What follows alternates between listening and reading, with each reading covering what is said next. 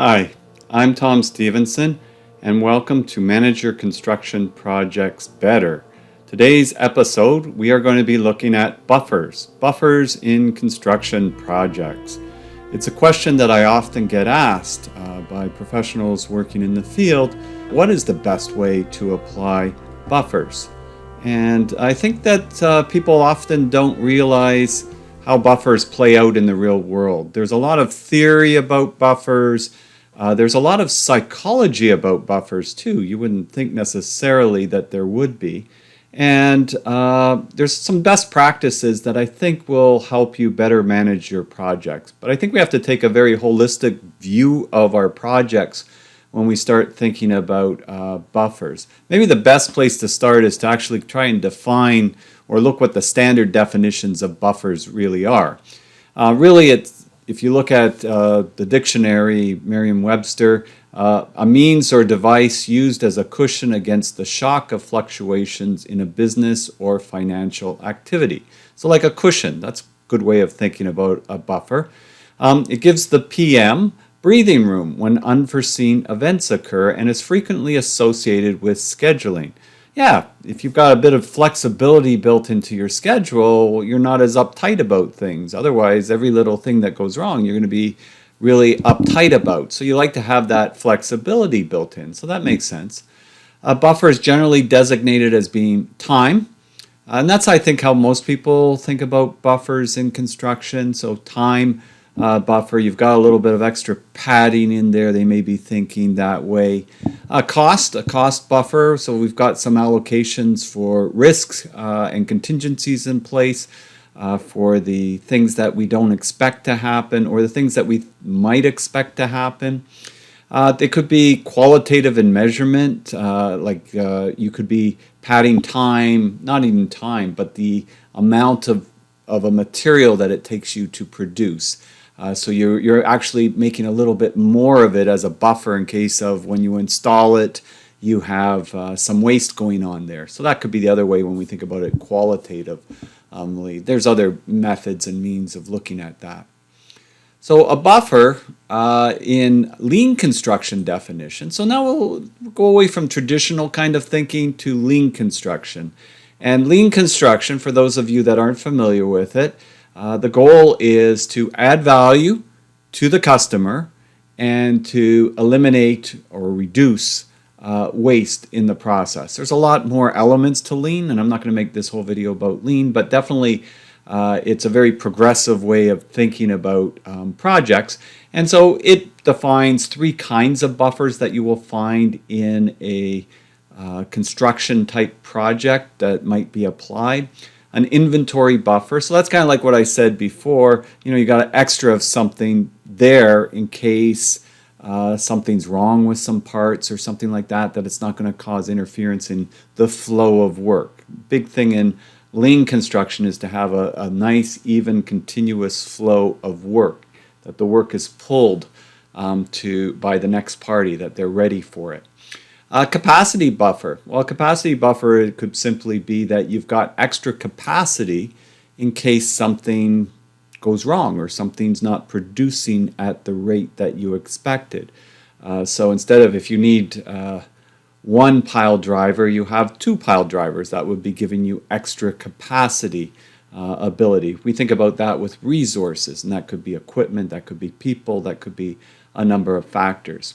And then, of course, the big one, the schedule buffer, as I said. So today we're going to kind of hone in on the schedule buffer when we talk about construction projects, because I get a lot of questions on that. And I'll give an example of the different ways that it could be potentially scheduled, along with the pluses and minuses and the psychology that goes into that.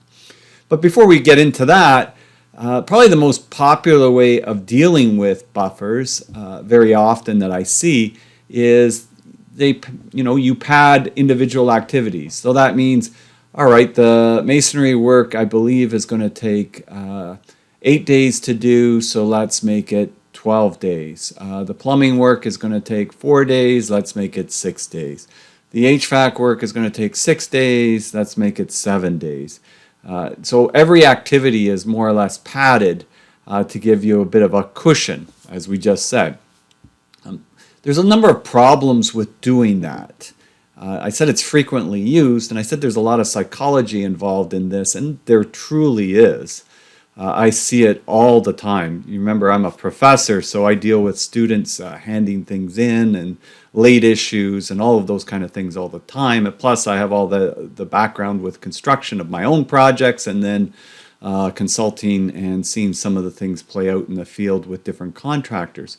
So one of the issues is if I pad everything, well, how much did I pad each one, and keeping track of that. So it's like I got extra numbers that I got to try to keep track of. I said it was going to be 6 days, and I had padded it for 8 days, or did I pad it for 7 or 9 days? What was that?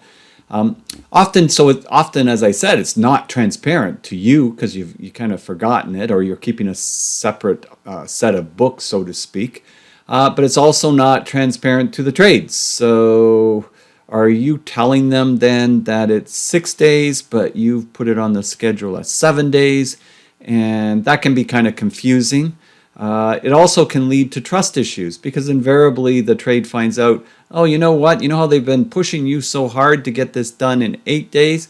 On this activity, they expected you would take 10 days. So then you're, as the trade, well, the next time I tell you you've got 12 days to do this, then you're going to think that really that you've got 14 or 15 days. And so what good is that, right? Especially when we bring in other parts of the psychology known as Parkinson's law. Parkinson's law really ties to the point I've got bullet above, where it leads people to start on their late start dates. Well, that's actually more student syndrome, if you will. Parkinson's law says people will fill the time that's allocated to it.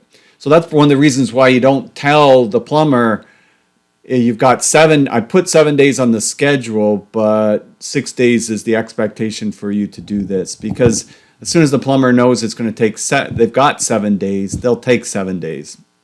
So anything else comes up during the work, they might leave for a day to go do it, and maybe then that stretches to 2 or 3 days, and they come back and they're still late doing your activity. So that can lead to those issues. And so when we say you start on the late start dates, well, that just means, if I had 6 days to start and I was supposed to start this activity on Monday, right? And I believe that it's only going to take me 5 days, I'm going to then wait till Tuesday to start. It's kind of that psychology. And if you don't think that's true, think back to when you were in school and a teacher said, this assignment, here you go, it's not due till 1 month from now. Well, in your head, you probably thought, oh, okay, no big urgent rush on this. This is important, but it's not urgent, right? Using the Eisenhower matrix.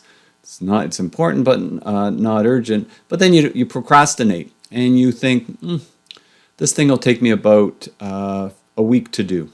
And so you get to about a week before it's due, and then something happens. Somebody is sick, you're sick.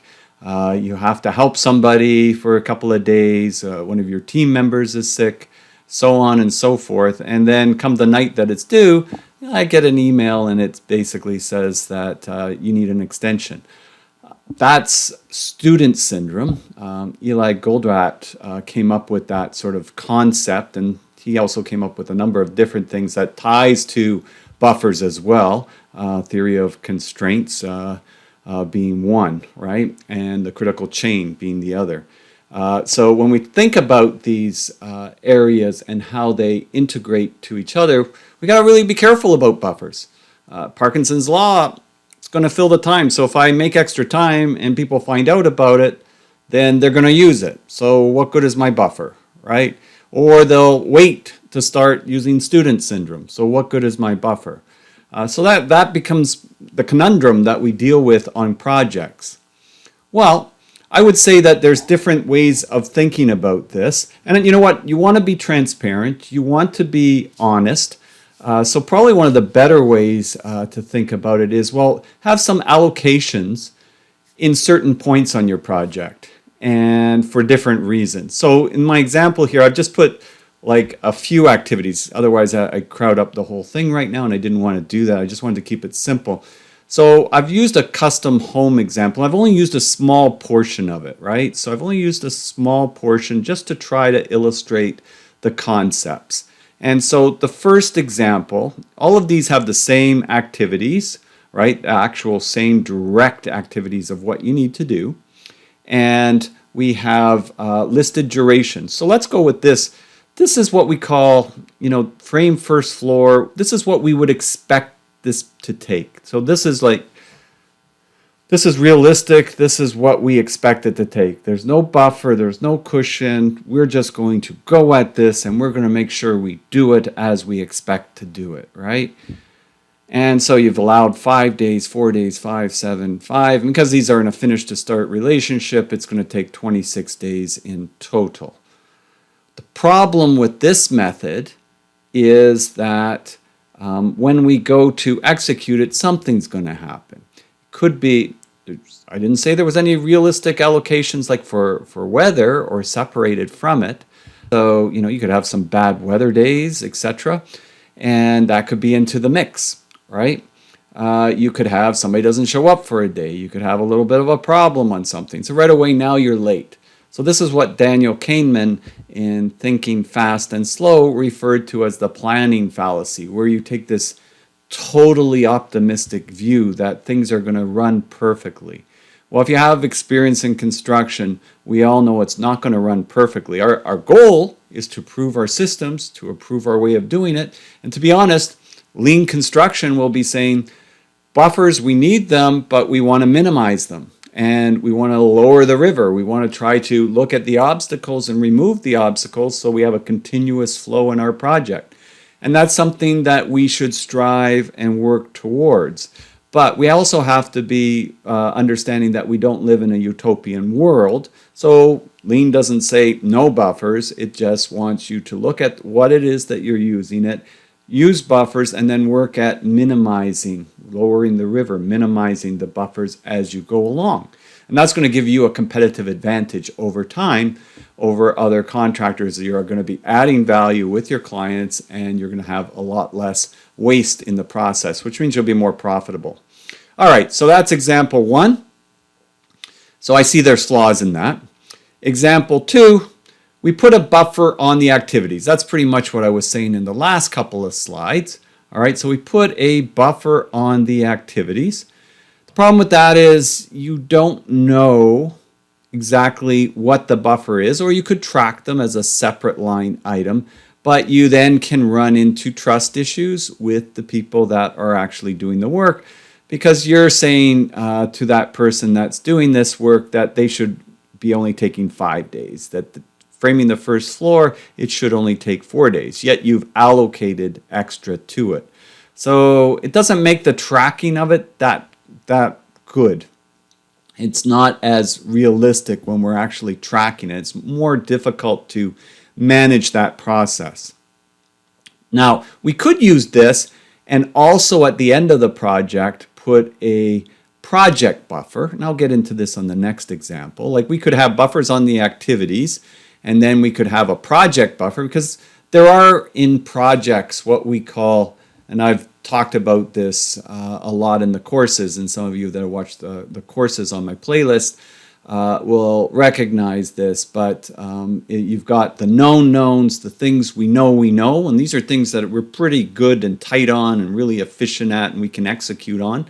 There's the known unknowns. These are the things we know, but we're not sure exactly how they're going to play out.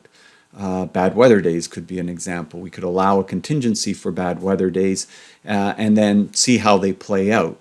It's something outside your control, right? But you kind of know there's going to be a certain amount of bad weather days. So to be more realistic, you can have a contingency for that. You can even have a weather calendar built into your contract.